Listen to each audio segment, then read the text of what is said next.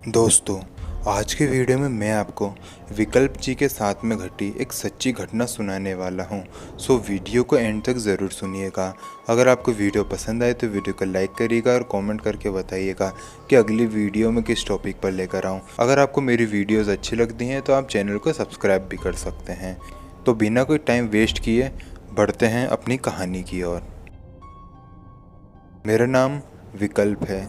ये घटना जो आज मैं आपको सुनाने जा रहा हूँ वो मेरे बड़े पापा के साथ में घटी थी, और क्योंकि ये घटना मेरी आंखों के सामने घटी थी इसलिए आज ये घटना मैं आपको बताने जा रहा हूँ।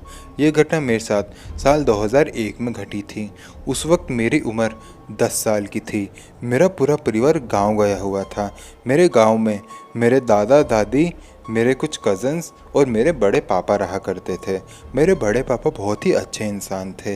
वो हमेशा सबसे अच्छे से बात किया करते थे और बहुत ही हंसमुख इंसान थे। हमारे गांव वाले घर में एक ऐसा रूम भी मौजूद था जो कि किसी काम का नहीं था। वो हमेशा बंद ही पड़ा रहता था। अब आप सोच रहे होंगे कि ये मैं आपको क्यों बता रहा हूँ, क्योंकि इस रूम का हिस्सा इस कहानी में बहुत ही ज़्यादा इम्पोर्टेंट है, इसलिए मैंने आपको ये हिस्सा बताया है। खैर, मैं आपको कहानी पर कंसंट्रेट करवाता हूँ। तो जब हम लोग गांव में थे तो हर शाम की तरह मेरे बड़े पापा खेतों में गए कुछ काम करने के लिए। अब वो क्या काम था वो तो मुझे पता नहीं था। जब मेरे बड़े पापा काम करके वापस आए तो वो बहुत ही ज़्यादा सीरियस लग रहे थे। मेरे दादाजी को कुछ शक हुआ। उन्होंने मेरे बड़े पापा को पूछा, कुछ हुआ है क्या? तुम इतने सीरियस क्यों लग रहे हो? बड़े पापा ने बहुत ही अजीब सी आवाज़ में दादाजी को जवाब दिया कि नहीं, कोई भी गड़बड़ नहीं है। वो आवाज़ बड़े पापा की तो बिल्कुल भी नहीं लग रही थी। खैर, इस बात पर ज़्यादा ध्यान न देते हुए हम लोग हमारा काम करने लगे। फिर मेरे बड़े पापा उसी रूम में चले गए जिस रूम के बारे में मैंने आपको शुरुआत में बताया था।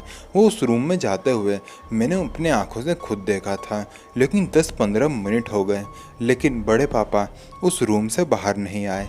मैंने दादाजी को कहा कि दादाजी, उस रूम में क्या है? बड़े पापा इतने टाइम से उस रूम में गए हुए हैं लेकिन बाहर ही नहीं आए। दादाजी ने बताया कि उस रूम में कुछ भी नहीं है। क्या तुमने अपनी आंखों से बड़े पापा को वहां जाते हुए देखा था? तो मैंने कहा कि हाँ, मैंने अपनी आंखों से बड़े पापा को वहां जाते हुए देखा था। फिर दादाजी ने मुझे कहा कि मैं बड़े पापा को लेकर आऊं। उस वक्त किसी कारण की वजह से घर में लाइट नहीं थी। मैंने हाथ में टॉर्च ली और टॉर्च लेते हुए ही उस कमरे में घुस गया।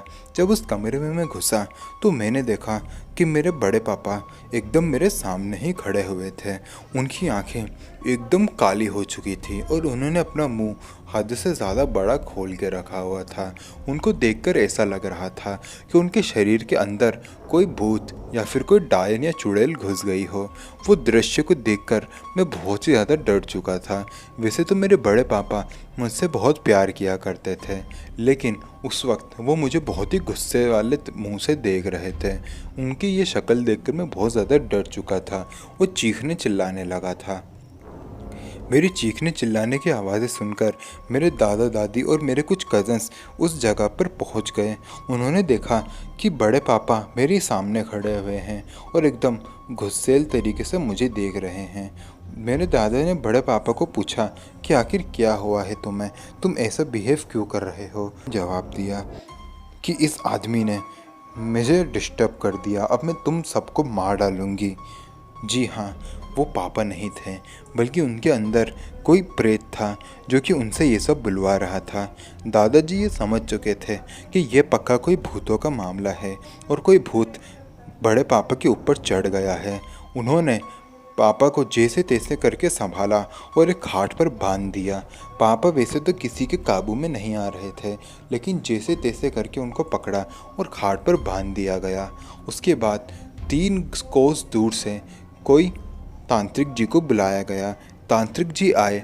उन्होंने उस आत्मा को पूछा कि तुम कौन हो और तुम इस इंसान के ऊपर क्या कर रही हो? तो बड़े पापा के अंदर जो आत्मा थी उसने जवाब दिया कि वो पहले एक औरत थी जिसको इसी गांव के एक आदमी ने जलाकर मार डाला था और उसकी हड्डियों को भी अभी तक जलाया नहीं गया है। वो हड्डियाँ अभी भी हमारे खेतों में ही पड़ी हुई है और उन्हीं हड्डियों को इस इंसान ने डिस्टर्ब कर दिया है और यह इंसान उन्हीं में से एक हड्डी को अपने घर पर भी ले आया है। अब वो हड्डी कहाँ थी ये तो आज तक पता नहीं चल पाया। वो आत्मा की ये डिमांड थी कि अगर जब तक हम उस हड्डी को उसी जगह जाके वापस नहीं रख देंगे वो मेरे बड़े पापा को नहीं छोड़ेगी। लेकिन उस तांत्रिक ने जैसे तैसे करके उस आत्मा को मेरे बड़े पापा से छुड़वाया। फिर बड़े पापा भी ठीक हो गए। बाद में बड़े पापा को पूछा कि उन्हें कुछ याद है क्या, तो उन्होंने बताया था कि उन्हें इतना याद है कि उन्हें एक हड्डी का टुकड़ा मिला था। उसके बाद उन्हें कुछ भी याद नहीं है। बड़े पापा आज भी ये बात को जब याद करते हैं तो बहुत ही ज़्यादा डर जाते हैं और ऐसी फिर घटना हमारे घर में किसी के साथ भी नहीं घटी थी। तो दोस्तों वीडियो पसंद आई तो वीडियो को लाइक करिएगा। मिलते हैं अगले वीडियो में, तब तक के लिए जय हिंद जय भारत।